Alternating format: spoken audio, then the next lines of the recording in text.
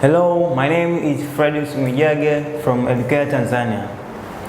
Welcome in this another lesson. We are proceeding with our topic, which is the rise of capitalism in Europe. In the last session, we ended on the tactics or ways which used in abolition of slave trade. So now let us proceed with the difficulties that faced the abolition of slave trade. The first difficulty which was faced during the abolition of slave trade was the lack of manpower. During this process of abolishing the human trafficking, those nations which were campaigning the abolition of slave trade challenged with the problem of lack of manpower. In which sense?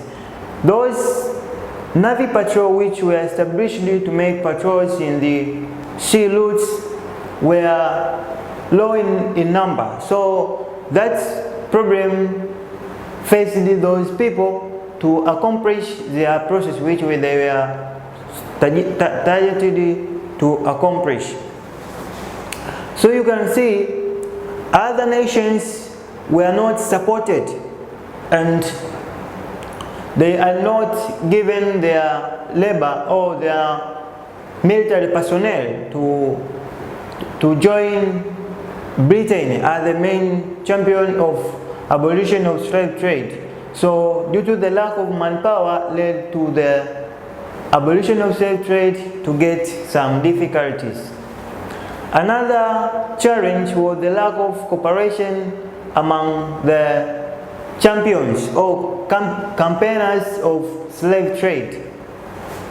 So some nations or some European nations, those were still benefiting from slave trade, was against with that process. For example, Portugal, Spain and France were the nations which were still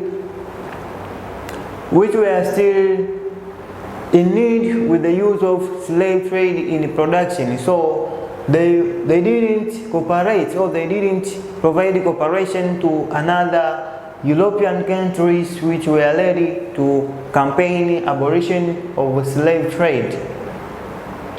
But another challenge was slave trade was the backbone of Zanzibar economy. You can see that slave trade abolition was not in Europe or America only, but in even Africa and other areas where slave trade activities were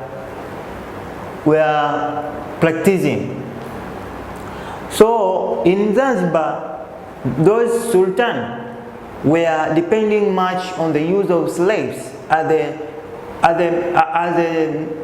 source of laborers in production of crops, plantations and mining activities and fishing activities. So you can see that Zanzibar sultans were reluctant to accept that process or that campaign which was introduced to abolish the use of slaves in production.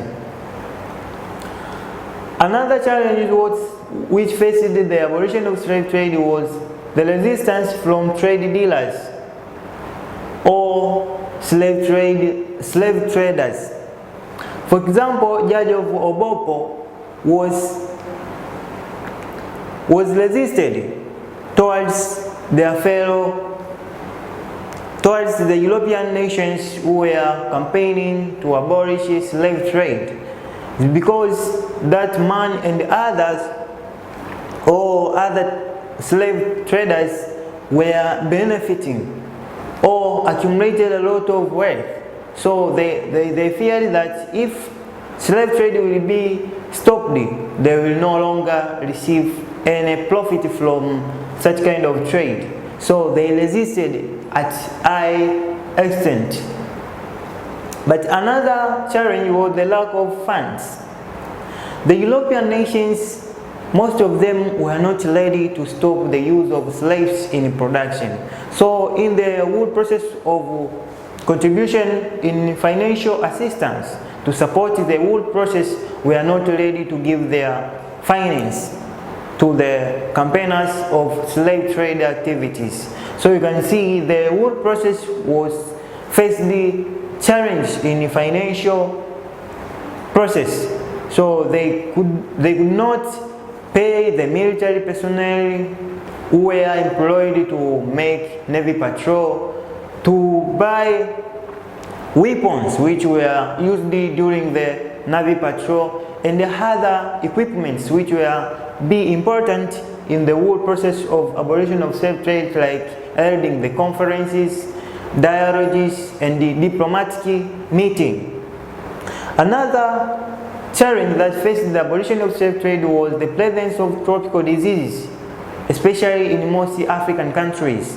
So those slave trade campaigners were affected by tropical diseases like jigger and malaria and other tropical diseases. So these are the examples of tropical diseases which were affected those European trade slave abolitionists. So you can see that diseases were not giving the peace to those trade slave campaigners. The last one, it is inaccessibility to the interior of Africa. By that time, during the period of abolition of slave trade, there are some areas, or in most African areas, were inaccessible, were remote areas, meaning there were no roads or railway for those European nations or European people who were campaigning the use of slave trade or slaves in production to reach in those areas and to stop the slave trade activities. So due to that, abolition of slave trade faced such kind of challenge. After looking at the difficulties that faced the abolition of slave trade, let us go to the impacts of abolition of slave trade. The first impact, it led to the introduction of legitimate trade. What is legitimate trade? Legitimate trade was a trade which conducted whereby goods were exchanged instead of trafficking of human beings. So you can see the legitimate trades, especially during the legitimate trade, money system was introduced. So this legitimate trade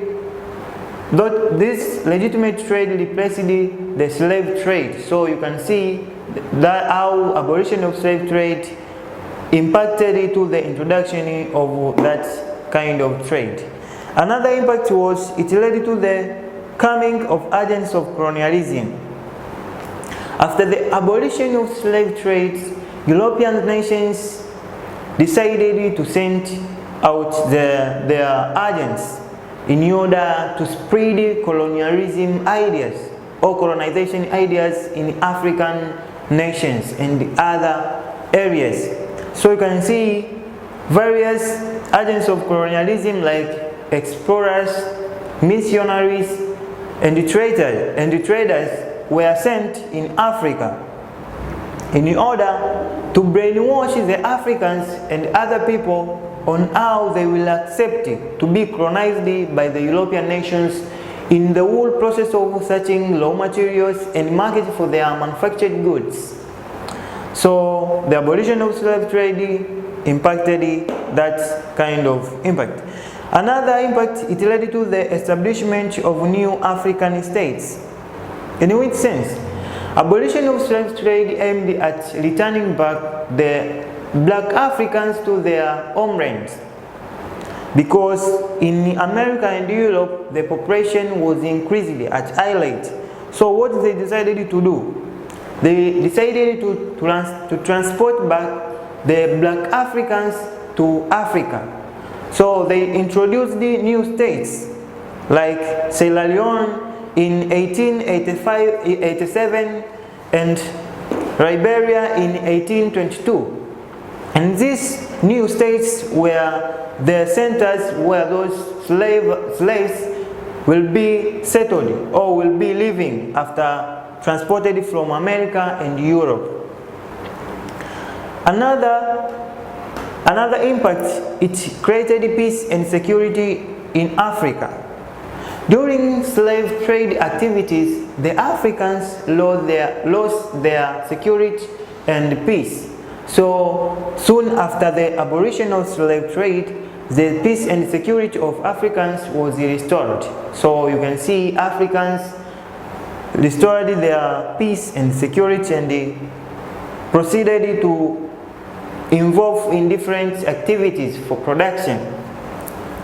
Another impact, it led to the influx of trading companies. It means the abolition of slave trade led to the influx of trading companies. The European nations decided to organize and establish trading companies to work on their behalf. For example, Royal Niger Company and George Godier, which were operating in Congo. There is another trading company which was Bisako, British South African company under British colony or British government. There was Jeaco, Germany East African company, and the other trading companies which were introduced come in Africa and it work on behalf of the European governments. And another impact, it led to the decline of some African states. In which sense? These are states which were participating in the whole process of slave trade activities. As I told you in the previous lesson that there are some states in Africa which were involved in slave trade, like Dahomey, Oyo, Benin, and others. So after the abolition of slave trade, we are no longer benefiting from that trade. So they declined because they were no longer receiving or benefiting from the trade. After looking the impacts of abolition of slave trade, let us jump to another subtopic in our topic, and this is the last subtopic in the rise of capitalism in Europe, and it is industrial capitalism. What is industrial capitalism? This was the second phase in the development of capitalism, which featured by free competition among the industrialists with much concentration in industrial production. It means that in the development of capitalism passed through three stages. The first one, I told you that was mercantilism or mercantile capitalism. The second one was industrial capitalism or competitive capitalism. And the third one, it was monopoly capitalism. This is the third topic in history 2 in advanced level. So we'll see as we are proceeding. Industrial capitalism, this was the second phase of development of capitalism, which more emphasized in the industrial production, and it comprised the competition in building the industries. And that phase was occurred between 18th until 19th centuries. And this was regarded as the first phase of industrial capitalism. In the beginning of our topic, I introduced that industrial capitalism had two phases. The first phase, whereby Britain emerged as the industrialized nation in Europe. And the second phase, which was in 1890s, where other European nations started to industrialize. So it was the changes in methods of industrial production which entailed the application of scientific procedures in production. So by that time, the changes which came up with industrial capitalism was application of scientific procedures in the whole process of production in agriculture and the industries. So these are some characteristics of industrial capitalism.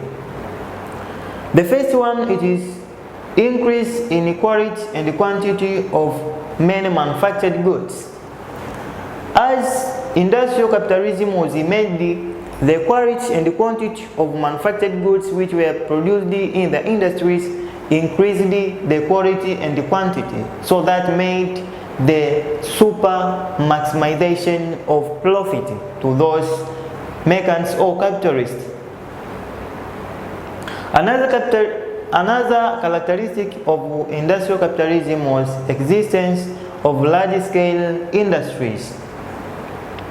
These were industries which were established after the industrial capitalism. In which sense? These were industries which were producing at high rate compared to mercantile capitalism. For example, textile industries, coal industries, iron industries. So you can see those were heavy and large industries which were produced at large scale. Another characteristic was the rise of working class and the formation of working class movements. We have to bear this in our mind that industrial capitalism was accompanied by the rise of working class, and that working class formed the working class movements in order to go against with the exploitation which was done by the industrialists or industrial owners, because those working class were offering their labors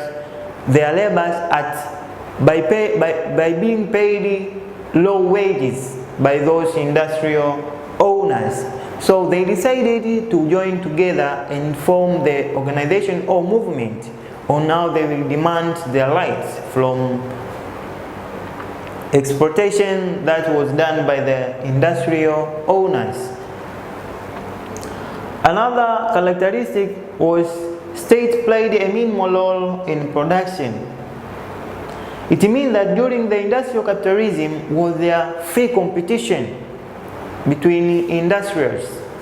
So the government did not intervene the production. So the government played a minimal role. For example, providing security and peace to those industrial owners. But in the whole issue of pricing the price of goods, which means of production must be used in production, this was the whole decisions done by the industrial owners. So you can see that the government left all mandatory of production in the hands of industrial owners. Another characteristic of industrial capitalism was increased in division of labor. Due to the industrial capitalism, the specialization or division of labor came into being. In which sense? In the sense that those industries, every industrial owner decided to produce a certain goods. For example, some industrial owners decided to produce umbrella, some of them shoes, some of them ornaments. So you can see every industry were keeping himself or herself in producing the goods different from others.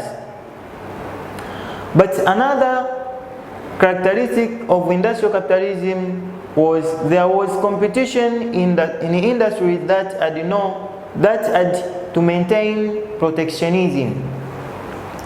During the industrial capitalism, there was competition in production, so that those European nations decided to maintain protectionism policy as it was being employed in the mercantile era. Protectionism was aiming to maintain the market for the manufactured goods. So This protectionism policy made European nations with their industries to maintain the market for those manufactured goods. After looking at those characteristics of industrial capitalism, there is an exercise here.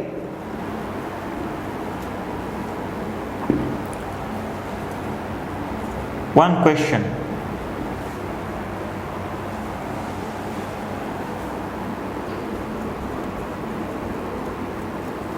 It is assess the challenges faced the process of human trafficking abolition. Our question states that assess the challenges facing the process of human trafficking abolition. So just discuss this question or ask yourself and find the answers. So this is the end of our session. Thank you for watching me. Thank you. Welcome in another session. Okay, bye. See you later.